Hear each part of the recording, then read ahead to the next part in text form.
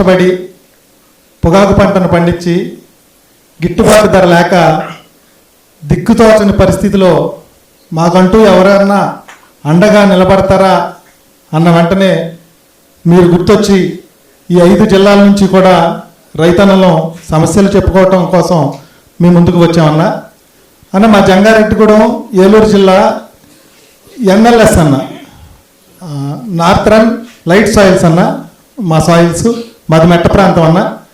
అక్కడ last year ఇదే రోజుకి 1 కేజీ పొగాకు 420 రూపాయలు పెట్టి కొన్నారన్న. అదే ఈ రోజున 265 రూపాయలు పెట్టుకుంటున్నారన్న. దాదాపు 70 రూపాయలు 1 కేజీకే తేడా వచ్చిందన్న. అది గరిష్టం అన్న. Last year 420 రూపాయలన్న. ఈ సంవత్సరం అంటే హైయెస్ట్ ఈ సంవత్సరం 265 రూపాయలేనన్న కేజీ. అయితే అన్న మేమేమి వాళ్ళు చెప్పకుండా పండించటమో లేకపోతే ఎక్కువ పండించటమో చేయలేదన్న. హైయెస్ట్ అనేది ఎంత పర్సెంటేజ్? ఎంత పర్సెంటేజ్ ఎకరా వేస్తే అన్న? హైయెస్ట్ 20%, 30%, 40% అన్న. 40% హైయెస్ట్ ఉంటుంది. మిగతా 60% అంతా మీడియం లో గ్రేడ్ ఉంటుంది. అంతే ఉంటుంది అన్న. మేము పొగాకు కూడా ఎక్కువ పండించలేదన్న. వారు ఇచ్చిన ఇండెంట్ ప్రకారం 80 మిలియన్ టన్స్ పండించామన్న లాస్ట్ ఇయర్. ఈ సంవత్సరం కూడా మేము పండించింది 80 మిలియన్ టన్స్ అన్న. అయితే లాస్ట్ ఇయర్ 4 నెలలు పూర్తయ్యేసరికి 80 మిలియన్ టన్స్ కొనేసారన్న. ఈ సంవత్సరం వేలం ప్రారంభమై 90 రోజులు అయిందన్న. అంటే 3 నెలలు అయిందన్న. 7 మిలియన్ టన్స్ మాత్రమే ఈ రోజుకి పొగాకును కొనటం జరిగిందన్న. అంటే అసలు ఇంకా ఎన్ని నెలలు కొనసాగుద్దో కూడా మనం తెలియని పరిస్థితి అన్న. మరి ఇంకొక విషయం అన్న, మొన్న గత 20వ తేదీన 46% రిజెక్టెడ్ బేడ్స్ అన్న. 46%. అంటే 10 బేళ్లు రైతు వేసుకొస్తే 5 బేళ్లని వెనక్కి పంపించేసిన పరిస్థితి. అంటే ఒక్కొక్క బేడికి 1000 నుంచి 1500 అదలాగా రైతు పెట్టుకోవాలన్న.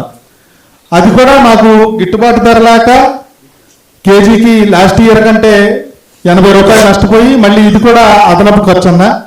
లాస్ట్ ఇయర్కి ఈ సంవత్సరానికి పెట్టుబడి మాత్రమే 30 రూపాయలు, 1 కేజీకి 30 రూపాయలు పెట్టుబడి పెరిగిందన్న. రేటు మాత్రం 70 రూపాయలు ధర తగ్గిందన్న రైతుకి. మేము పండించే పొగాకుతో ఈ ఐటీసీ వాళ్ళు 1 కేజీ పొగాకుకి 1000 సిగరెట్లు తయారవుతాయి అన్న. 1000 సిగరెట్లు అని అంటే దాదాపు 100 ప్యాకెట్లు అన్న. 100 ప్యాకెట్లు అంటే ప్యాకెట్ 240 కాడికి 24,000 రూపాయలు మా కేజీ పొగాకుతో వాళ్ళు సంపాదిస్తున్నారన్న. అంటే మా క్వింటా పొగాకుతో వాళ్ళు 1 క్వింటా పొగాకు ధర అన్న 24,000 అంటే 1 కేజీ పొగాకుకి వాళ్ళు 24,000 సంపాదించి మాకు 260 రూపాయలు ఇవ్వడం అనేది ఎంతవరకు ధర్మం అన్న? ఈ ప్రభుత్వం, ఈ చంద్రబాబు నాయుడు గారు కార్పొరేట్ వాళ్ళకి అండగా ఉంటారు తప్ప రైతాంగాన్ని మాత్రం పట్టించుకునే పరిస్థితి లేదన్న.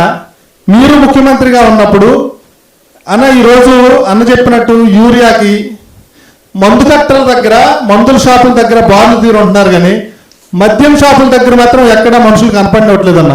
ఎందుకంటే సందుకి షాపులు పెట్టి వాళ్ళకి మద్యం నిలబడకూడదని చెప్పి మద్యం ఇస్తున్నారు.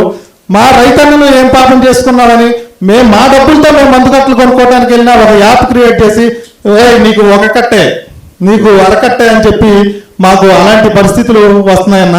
మరి దీన్ని కూడా మీరు గ్రహించాలన్నా. మీరు ముఖ్యమంత్రిగా ఉన్నప్పుడు ఒక సూపర్ కట్ట 50 కేజీలు అన్న బస్తా 500 రూపాయలది ఈ రోజున 735 రూపాయలు అన్న.